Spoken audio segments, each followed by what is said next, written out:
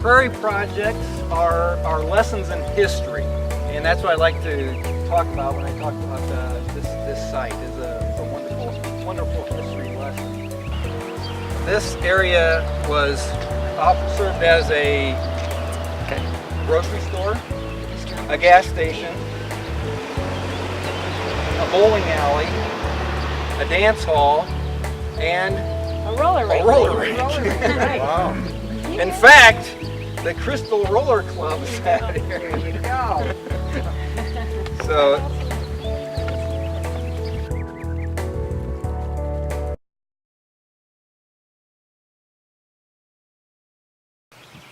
Ted Spangler decided he wanted to donate the property to the Clear Lake Township Land Conservancy. Ted's idea was that he did not want this to be developed. He wanted this to be a nature park.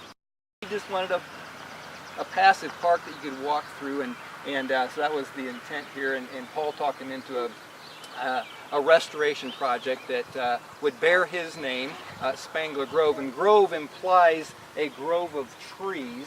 We wanted to develop a landscape that was indicative of this area prior to the settlement, as a testimony to what our forefathers came to.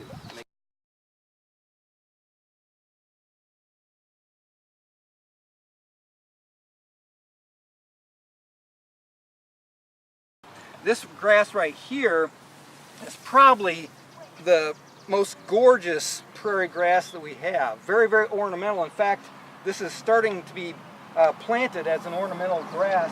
In fact, you go to downtown Angola, those big strips that are coming up to the mound, this species of native grass is planted in those medians. This is called wild bergamot.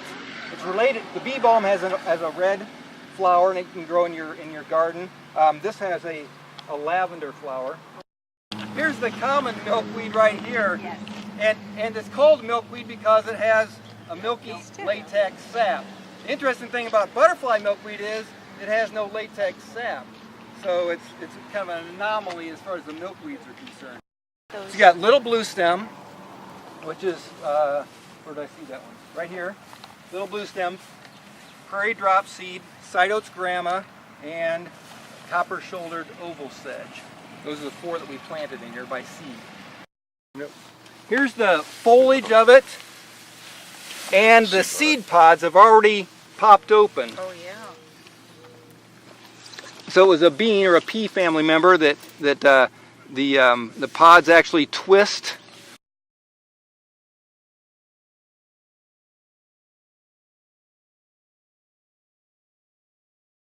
This plant right here is going to bloom for the very first time since this was seeded. It's called prairie dock, and it has these monstrous leaves on it that are always cool. It's just kind of weird because they're transpiring moisture all the time. They're always cool.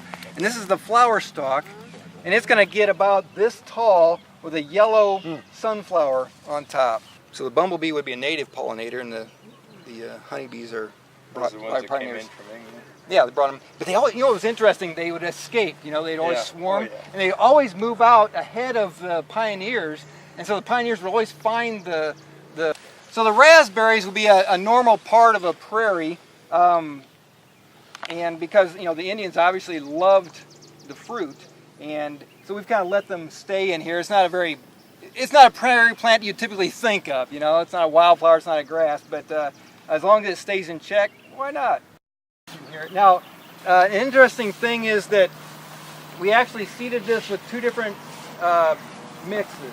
This higher, drier, sandy area has the short grass prairie. If we were to walk down towards that walnut tree there, the landscape, the grasses and wildflowers are taller. We planted that with a wetter mix, and so we have big blue stem and Indian grass and a whole different suite of wildflowers than we have in here. You can actually get lost in there. It's over your head.